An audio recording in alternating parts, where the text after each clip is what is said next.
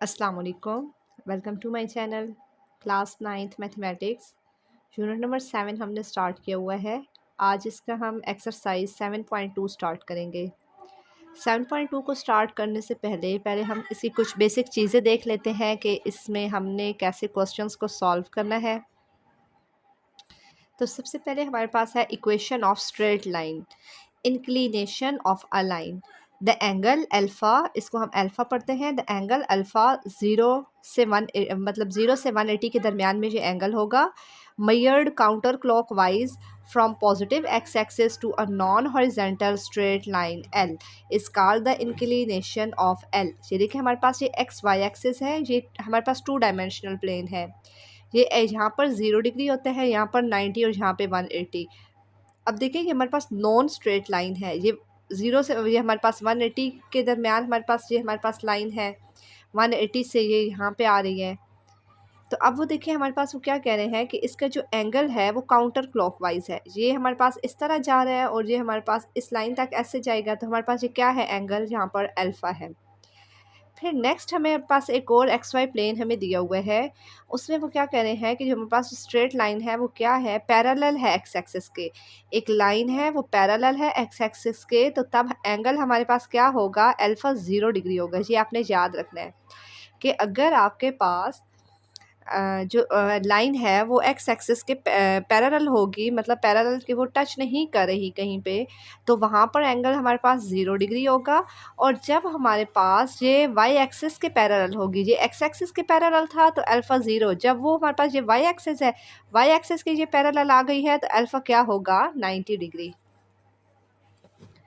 Next है observe that the angle alpha in the different position of the line L is alpha 0 degree and 90 degree respectively। कि हमारे पास जो alpha की value change हो रही है।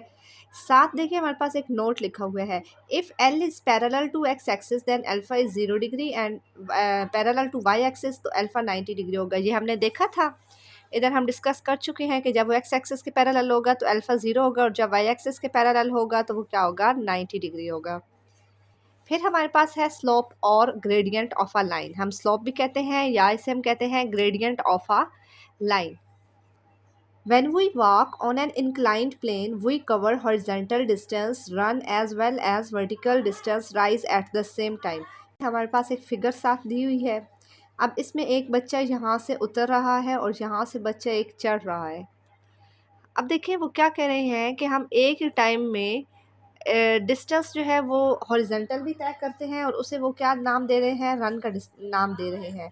और वर्टिकल भी हम डिस्टेंस तय कर रहे हैं और उसे वो क्या कह रहे हैं, राइज का कह रहे हैं।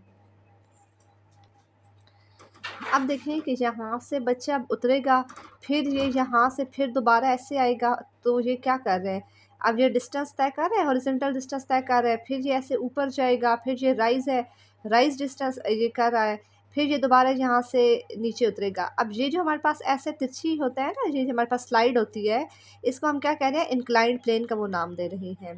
तो एट सेम टाइम ये दोनों काम कर रहे हैं, हॉरिजॉन्टल भी और वर्टिकल भी।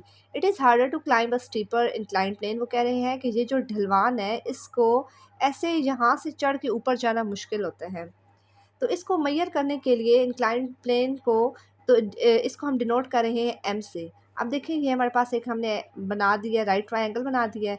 अब ये ऊपर की तरफ जब जा रहा है वर्टिकल, तो उसे नाम दे दिया वाई का और इसको नाम दे दिया एक्स का, जो हॉरिजॉन्टल डिस्टेंस तय कर रहा है।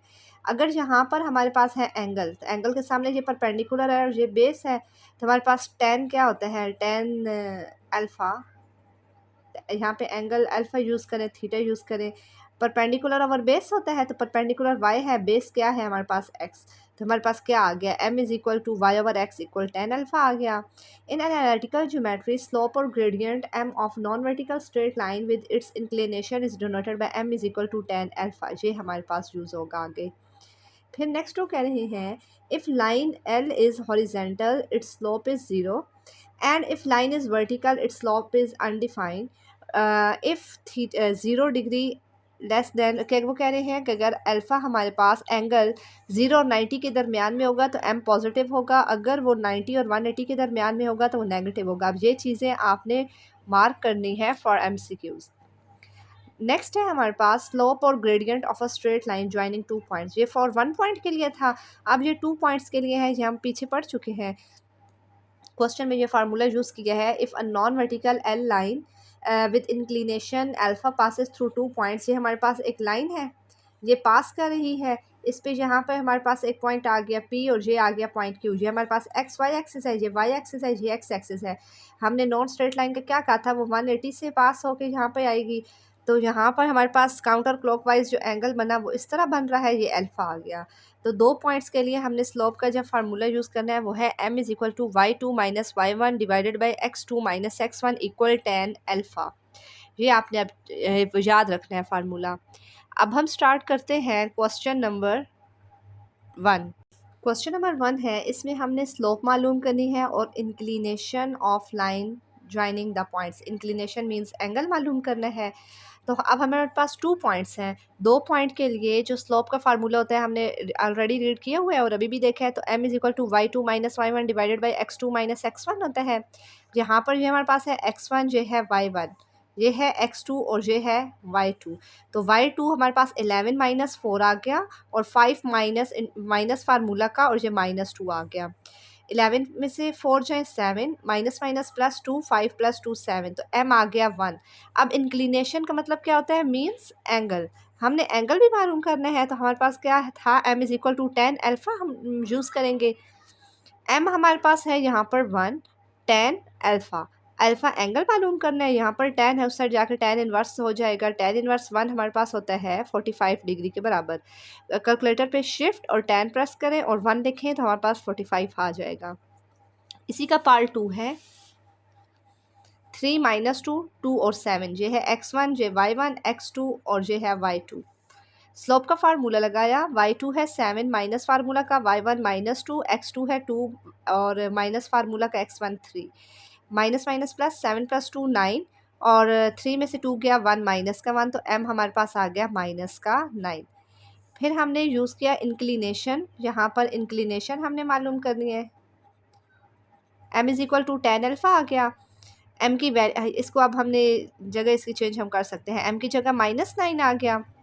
अब अल्फ़ा मालूम करना है, तो tan इनवर्स माइनस का 9 आ गया, तो अल्फ़ा की वैल्यू आएगी -83.65।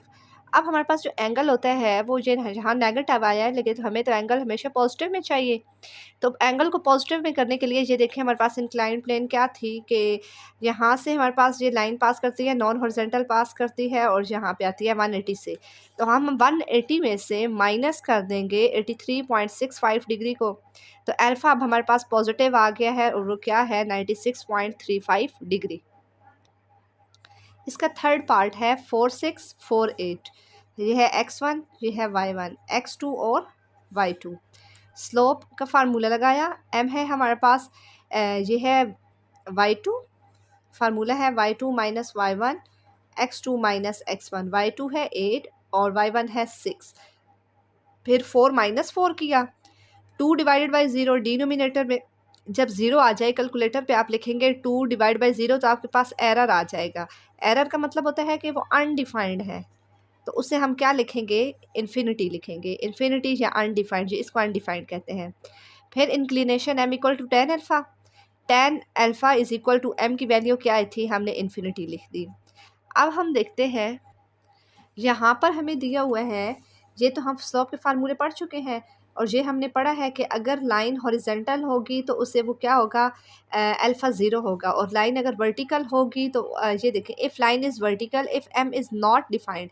अगर वो वर्टिकल हो, अगर if m is not defined, या अगर आपके पास जो m है वो नॉट डिफाइंड, जिस तरह अभी हमारे पास आया है कि वो अनडिफाइंड हो गया है, एरर आ गया है, तो तब अल्फ़ा की वैल्यू आप क्या लेंगे, 90 डिग्री लेंगे। क्या लेंगे, 90 डिग्री। फिर है अगर स्लोप ए बी बराबर है बी सी के, तो तीनों जो पॉइंट्स हैं ए बी सी के वो कोलिनियर पॉइंट्स होंगे। कोलिनियर पॉइंट्स वो पॉइंट्स होते हैं जो एक ही लाइन पे तीनों पॉइंट्स आ जाए, उसे कोलिनियर कहते हैं। तो अभी ये हमने देखा है कि नॉट डिफाइंड है, तो अल्फ़ा क्या होगा, 90 डिग्री। तो इधर वही हम यूज़ करेंगे कि जब हमारे पास अल्फ़ा जो tan इनवर्स अनडिफाइंड आ गया, तो अल्फ़ा की वैल्यू क्या आ जाएगी, 90 डिग्री।